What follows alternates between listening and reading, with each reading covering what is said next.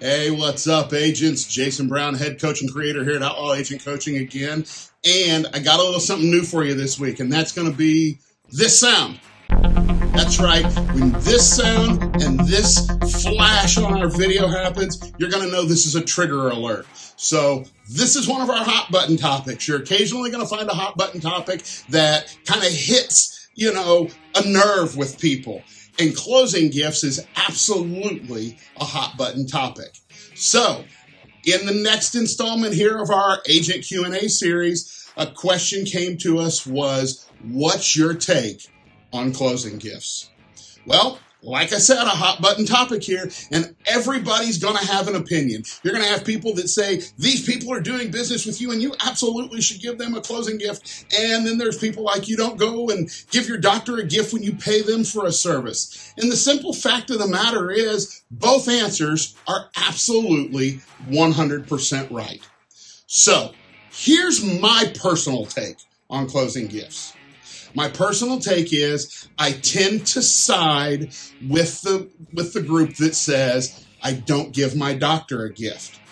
But, and that's a big ass but right there, but I do have clients that are close personal friends, that are longtime clients, that are family members, and I want to do something a little extra for those people.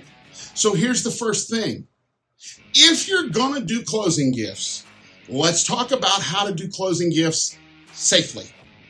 If you're going to do a closing gift on every single solitary transaction, let me give you a piece of advice. You do it on every single damn transaction. Don't say, well, Mr. and Mrs. Smith were a pain in the ass to work with, so I'm not going to give them a closing gift, because here's what happens. You take an already hostile or an already bad potential relationship and you make it worse, especially if they were referred to you by someone who you had a great relationship with and you gave a closing gift to. The thing you've got to be careful of is as your referral base grows and as you continue working with different clients and they're referring other people, what you're going to have happen is they're talking amongst themselves. And while they're telling about the great experience they had with you, they're probably also saying, and you wouldn't believe it, at closing, they gave me a blank, whatever your closing gift is. So your client, your new client who was referred to you, is coming into the transaction expecting something. Now, the reason they're expecting it is because that was the experience that you gave to the client who referred them. And the client who referred them to you is sharing the positive nature of their experience. So when you begin to separate and you make each experience different, then what happens is you start to break the referral chain. You start to bust up the flow and the, what do we want to call it? The feng shui, if you will, of the same service for every client. And this is where closing gifts become tricky. Because do you give a client that buys $1 million home the same thing as you do a client that buys a $100,000 investment property? In my opinion, yes. In my opinion, you don't do something so dramatically different that is based upon the value of the transaction. Because that client that buys a $100,000 rental property might buy 20 more. For those that aren't good at math, that's 2 million. So in the long run, they may be more valuable than that $1 million buyer who may never buy again. Don't tie your closing gift to the value of your transaction.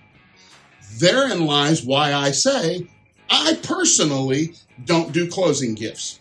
We've tried it. We've done things like wine glasses, coasters with a picture of the house. But here's the facts. If you do a coaster with a picture of the house and it's $1 million home, do you think that coaster with a picture of their house fits the motif and decor that somebody uses in $1 million piece of real estate? Probably not. Here's the other thing. If you give them a, platter or something that's got your name and your brand blasted all over it, do you think that's something they're going to display in their home? Probably not. The truth of the matter is if you want to do a closing gift, keep it simple. Keep it sweet, keep it simple. I've seen a lot of great ideas, and I will post a list underneath here where you can access it that's some very common, can be used every single time. You know, new home survival kit, new home cleanup kits, whatever you want to do that you know you're safe with. You're not giving wine glasses to a recovering alcoholic. Now, let's go back and talk about those special clients, those people that are important to you, those people that have been long-term clients, their friends, their family, whatever. Don't give them the gift at the closing. You get up, you shake hands, you go out in the parking lot and you hug them and you say, hey, once you get moved in and settled in your house, give me a call. And I want to bring you something. I picked up a little something special, but I didn't want to make a thing about it here today. And it's just one more thing for you to move. So it gives you an opportunity to separate the gift from being tied to the closing transaction. And in turn, you tie the gift to your friendship, to your follow-up visit, to your subsequent, coming to their house. It also gives you an opportunity to say, listen, I obviously don't do this for all of my clients. So if in fact you would ever refer anybody, I try to give everybody the same service, but I wanted to do something a little special for you. And I ask, just so that we don't hurt feelings, you kind of keep this between us.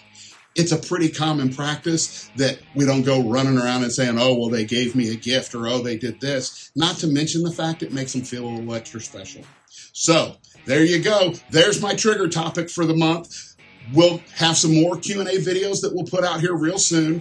I want you also in the comments below, we're starting to build up enough of a library now that we kind of would like to see maybe some questions that you've got. So if you've got some questions, something we haven't directly covered, something that you would like to see us cover, feel free to post a comment below and we'd be happy to address those. Again, as always, like, follow, and share our YouTube channel. Follow us on our social media platforms. Check out the website for continued free content, and hope to see you soon.